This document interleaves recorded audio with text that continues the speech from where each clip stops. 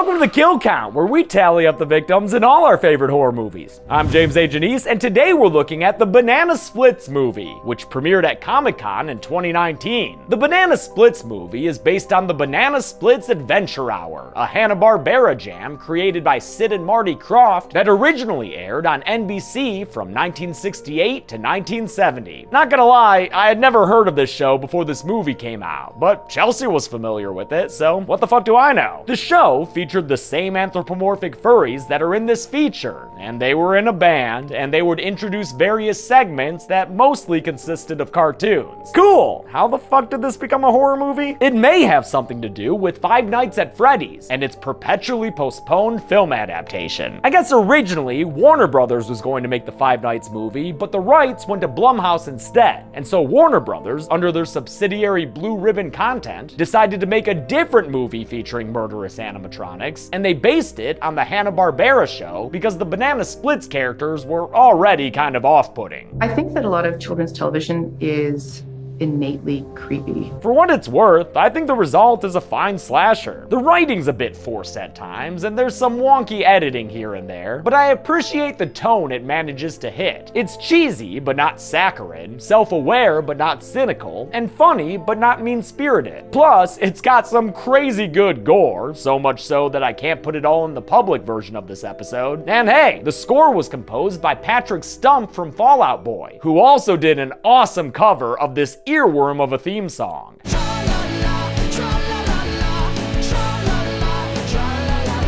And that's not the first time this song was covered by a rock band either. In Kick-Ass, there was a version done by the Dickies, the band that did the iconic Killer Klowns theme.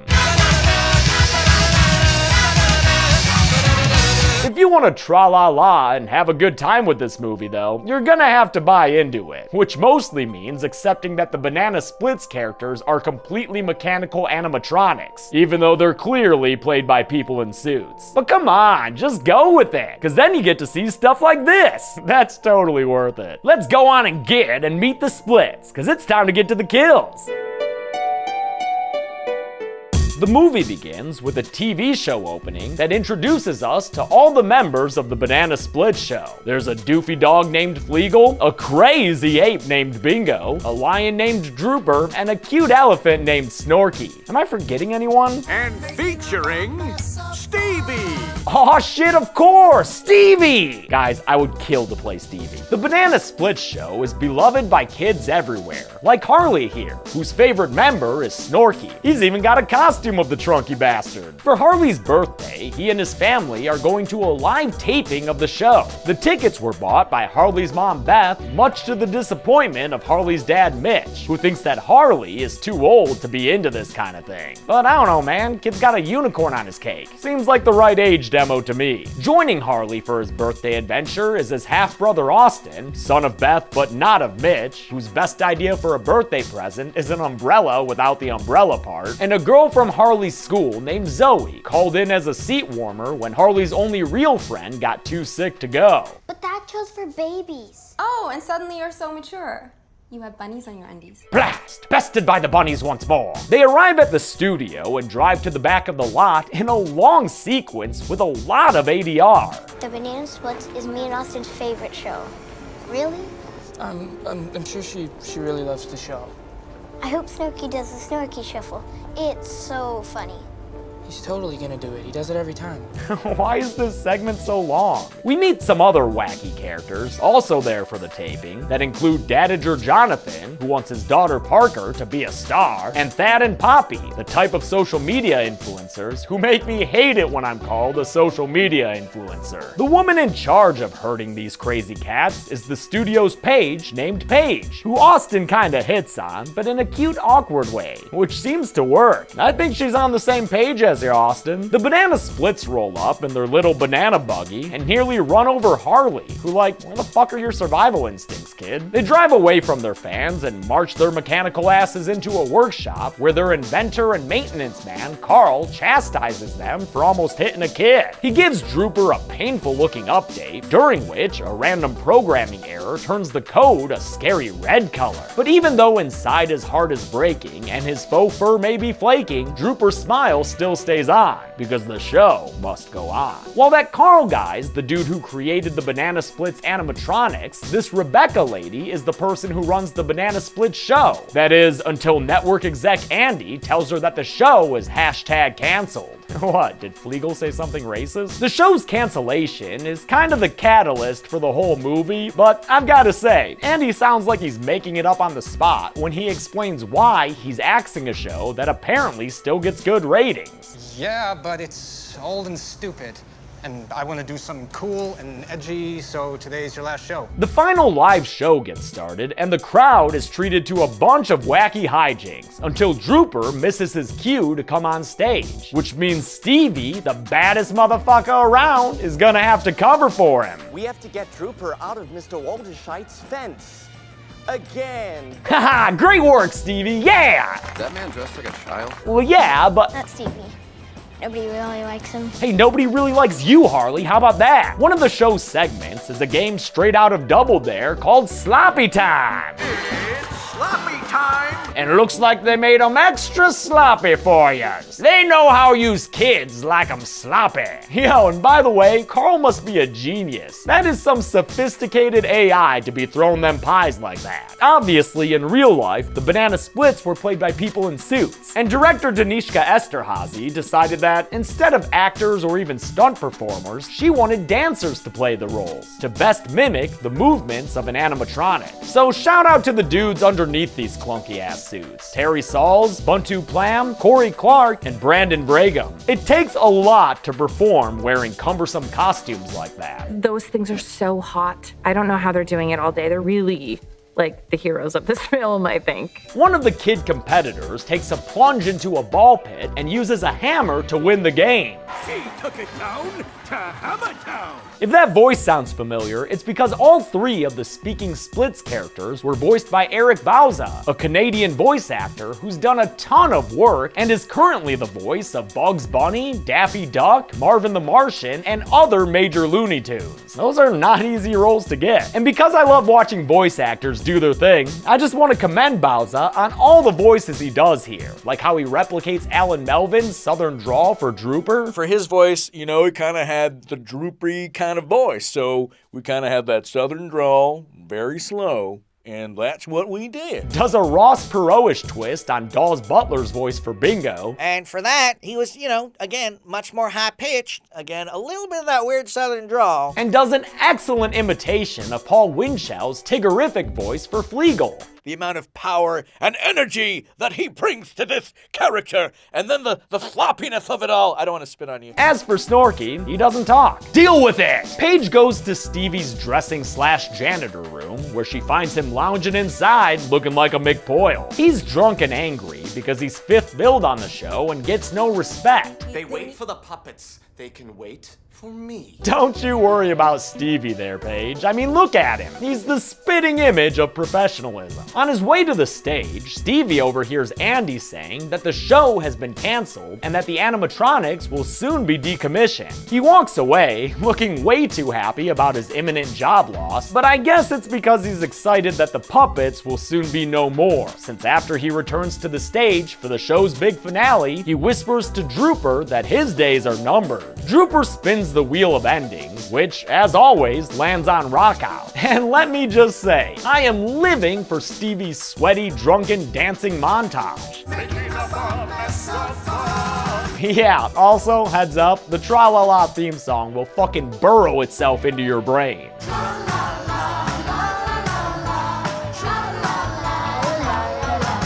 You've been warned. The show ends, but there's a special backstage tour awaiting some of the guests who had stars on their tickets. There weren't any stars on Harley's ticket, but Austin is a great older bro and convinced Paige to help him give Harley a birthday surprise. So he gets to be the innocent Charlie Bucket of this wonkin' adventure. Harley Bucket? Backstage, Stevie tells the very regimented Banana Splits gang that their show has been canceled. And since he hated working with all of them, why don't they get a taste of this? mess. Drooper ain't about to put up with that disrespect though, so Stevie becomes our first victim on the count when Drooper sticks a giant lollipop down his throat. I wonder what flavor that oh, cherry. Yep, looks like cherry. But try to eat it a little slower next time, Stevie. During the backstage studio tour, Austin tells his mom that Mitch, his stepdad, fucking sucks. I mean, the guy's not even here with them on his own son's birthday, having stepped away to do business stuff on his phone. But wait a minute, that's not business stuff. That's PG-13 sexting between Mitch and his assistant. There's hundreds of these. Wow, man, hundreds and you're still getting bra pics? Why y'all taking that sexting so slow? Afraid of viruses? Austin comes outside and confronts Mitch, who leaves his wife and stepson with a very optimistic outlook on the situation.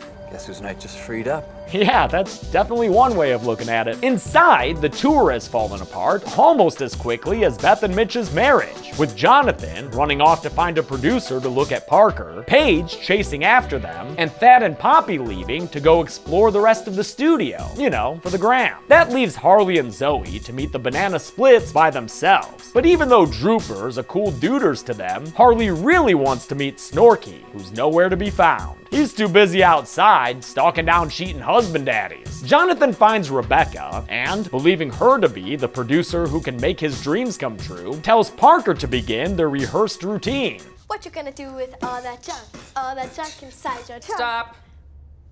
That is disturbing. Rebecca tells Jonathan to get the hell out of there because not only is that borderline child abuse, there's also no more show for Parker to be a part of. But Jonathan won't take no for an answer and goes off to look for someone higher up. Thank you for the opportunity. Thad and Poppy pass by Snorky's Circus and Bingo's Jungle so they can step onto the stage of Fleagle's Magic Shop. All of these sets were created by production designer Bobby Cardoso, who had a great time making TV shows sets that could be shown in their entirety, since this movie pulls back the camera and lets us see the whole soundstage. He was especially fond of the playing card spirals on Fleagle's Magic stage here, which is the perfect place for Thad to strike up a live stream and do the one thing I knew I would never do to Chelsea: propose in front of a live internet audience. But you know what? It works for Poppy. Dad, yes.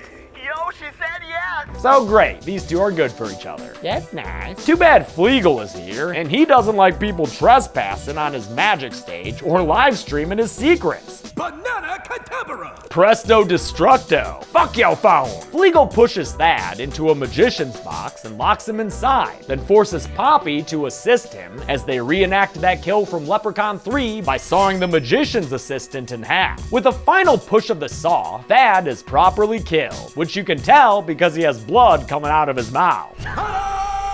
I don't think Poppy's a fan of the trick, but I'm a fan of this movie's practical gore, which Warner Brothers exec Peter Girardi, who helped put this movie together, championed over using CG. All of the original property of the Banana Splits was all practical, so we wanted to keep that practical nature of it. We wanted it to kind of be true to that era, true to that kind of filmmaking. Poppy tears off Fleagle's arm flesh, but before he can kill her, he's distracted by the sound of children, since Harley and Zoe are now strolling through the Snorky circus. Fleagle offers to take them to meet Snorky, and even though he's got his scary Terminator arm, shit man, this kid needs to have some hella fun. So let's go! Jonathan finds the office of Andy the network executive and is all ready to deliver his Parker pitch, but the only one there is friggin' Drooper, who stands up and blows a bunch of fire into Jonathan's face. Not the best fire effects here, but I do think it's pretty hilarious how Drooper stands there dancing as this guy's face skin melts off. And then Bingo kidnaps your daughter? Not a good start to showbiz, dude. Outside, Snorky finally decides to openly harass Mitch and chases him through a little ditch thing that the dude obviously should have just jumped out of. Mitch runs all the way to the entrance of the lot where he finds the security guard standing in a corpse at the ready position, because that guy's head is no longer affixed. Man, I always hate the old standing corpse until it's touched thing, almost as much as I hate the Final Destination hit and run thing. We get a character development development combo wherein Austin and Beth talk about his late father and how she wants to keep her kids safe after having to watch him die. Then the two of them meet up with Rebecca and Paige before Jonathan stumbles into the mix all burnt up and yelling about Flegels and shit. So great, these characters finally know that there's something amiss with the banana splits. Now they just have to find out that the splits are collecting kids and putting them in cages. We're gonna have so much fun. Beth and Austin look for Harley in Bingo's jungle, but when Austin gets tied up in Bingo's crazy ape stuff, Beth has to turn into hot action star mom so she can save her kid from the furry. Time's almost up.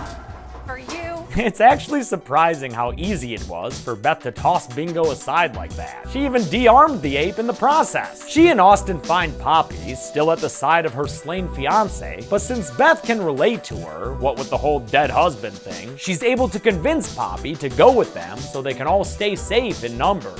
Drooper drags Bingo's body back to the workshop so their banana split daddy Carl can fix that fella up. But good luck getting Carl to do anything right, because he can't even keep the kids from escaping their chain link prison. And instead, he winds up locked inside the equipment cage himself. Aw, if he's stuck in there, he's gonna miss Flegel's show that's about to begin. It's sloppy time. Yeah, it's time for Jonathan and Rebecca to get sloppy. And the splits are gonna make sure it's all captured on camera too. Flegel forces his captives to run the course as Drooper stands back there laughing like a killer clown. They get to the end of the course, but the only prize waiting for Jonathan is a prop key that Flegel jams into his back. Good work, Flegel. Just keep unlocking more kills for us like that. In fact, let's get Rebecca on the count as well. As she finishes the course, Drooper takes a hammer and smashes her frickin' head open. He took it down to Hammer Town. He certainly did, Flegel. He certainly did. The kids finally run into Harley's favorite split, the inimitable Snorky. But careful now, Harman. You think it's a good idea to approach the Snorkster like that? It's Snorky. He's different. But how can you know for sure? Oh, well, water my trunk. You know what? Yeah, looks like that's doing the trick. Are they doing the Snorky Shuffle? What the fuck it look like, little girl? Of course they're doing the Snorky Shuffle. Having courted the noble Snorky, the kids take his hand and walk away with him into heaven, a place where nothing ever happens. The adult survivors go to Carl's workshop where they find the mad scientist still locked in his cage. He laughs at them and tells them that the show must go on, and sounds like it is, because now they're hearing some music coming from a basement they discover underneath a hidden door. What's down there? The show. Beth, Austin, and Paige arm themselves and climb down, but before Poppy can join them, she finds Carl's prototype of Hootie, a fifth banana split that he had been in the process of designing. Poppy takes it upon herself to become the Hootie. And wow, she learns the way of the banana splits lickety-split, since she immediately gets herself a kill by swiping at Carl with some razor claws. Mother, son, and Paige make their way underground until Paige slips on some blood and discovers Doug, her fellow studio Paige, dead on the ground with Bingo's drumsticks in his eyes. Paige then looks up further to see that, oh, what the fuck? Come on! She sees, I think, 18 more bodies next to Doug's. All the other employees and adult audience members from the show. It's pretty hard to accurately count them, given the multiple angles and tangled limbs, but I did my due diligence. Don't expect a gender breakdown, though. Moving on down the tunnel, they come up through the floor into a boiler room with a makeshift stage, upon which Flegel is holding court. He and Drooper terrify their child audience with a dead Stevie on a tricycle as they do some kind of fun sketch where they get to play the Grady sisters. Now the show can go on forever and ever and ever. While they blow Stevie's body away with a huge-ass motherfucking flame, Beth makes her way to the captive kids and tries to break them free with her monkey wrench. Before she can rescue those kids, though, Snorky shows up with even more kids to imprison. But since Harley's worked his Snorky Shuffle magic, the pachyderm quietly gives him a key. Drooper and Flegel bring out an all-new Wheel of Endings with Andy the network exec attached to the spokes. They spin it, and for once, it doesn't land on Rockout. Instead, the outcome is a banana split. And if you can't guess what that means, well, you know what? You're not even really trying. Because these furry freaks rip Andy off of their saw trap and banana split him right up by tearing off all of his limbs. effects. If it's one thing you've got to give this movie credit for, it's the very well done practical gore. Thanks to snorky keys and mommy wrenches, all the kids are able to break free of their chains. Beth instructs Austin to help them get out of there, but she's got some more kick-ass mom stuff to do, namely beating these banana splits silly. The animatronics eventually gain the upper hand and are all ready to torch Beth to death, but that's when Austin returns and puts down Flegel with a crowbar through the head. Harley provides Beth some assistance by tossing her his little birthday wand thing, and she uses that to kill Drooper by deploying it through his mouth. And no, sorry, the banana splits aren't going on the count. They're just a bunch of fucking robots, and they're not even trying to be human like the androids and aliens. So I don't want to hear it. Just when you think this family's safe, bingo, bango, bongo. There's a crazy ape who's come back to block their path. Thankfully, Snorky the Innocent interferes, and the two of them get into an all-out furry fight! They pretty much yiff each other to death, leaving both of them broken on the ground. Heartbroken, Harley says goodbye to Snorky right before the elephant goes the way of Topsy. You'll always be my favorite. We get one of those crime scene wrap-up shots where we see what's become of all the characters. Parker tells her mom that she wants to quit acting, Zoe and Harley become good friends, and Austin scores a kiss with Paige. Oh, and look at this, Mitch is still alive. Though not for long. Nah, that punch from Beth didn't kill him or nothing. But after all the emergency vehicles drive away, and he's left limping after them, Mitch does get killed by another Final Destination style hit and run. Damn, dude, should have just cut your losses and limped away to be with your assistant. The movie ends with the reveal of who's driving this cart full of furry corpses. Yep, a deranged looking Poppy, ready to be the 5th banana split. How many people were killed in the resurrection of the banana splits property? Let's find out and tra-la-la to the numbers. Tra-la-la, la-la-la-la, tra-la-la-la-la-la-la. From what I could tell, there were 27 deaths in the Banana Splits movie. Aside from that pile of 18 bodies, we had 8 male victims and only a single female victim, giving us a very unevenly banana split pie chart. With a runtime of 90 minutes, that left us with a kill on average every 3.33 minutes. I'll give the golden chainsaw for coolest kill to Andy. This movie's all about escalation, and his brutal death in the boiler room is the climax of this film's horror. Dull machete for lamest kill will go to Carl, since he was partially responsible for all this madness, and yet was killed all too mercifully off screen. And that's it. The Banana Splits movie came out in 2019, and although it's a little stupid, I think it's a fun kind of dumb. If you like little kids dealing with evil AI, well, you're in luck, because next week we're finally covering the Child's Play reboot, and I've got some thoughts about it. Until then, I'm James A. Janice. This has been The Kill Count. Thanks a lot for watching The Kill Count for the Banana Splits movie. I want to thank some patrons like Liam Ward, Toastface, Harlan Coy, Nicholas Sturzo, Ellie Wells, and Brandon Priester. The rest of the year is all one-offs, and I'm trying to make the movies that people have really requested. Which Banana Split was your favorite? I'm with Harley. Snorky's dope as fuck. Thanks everyone, be good people.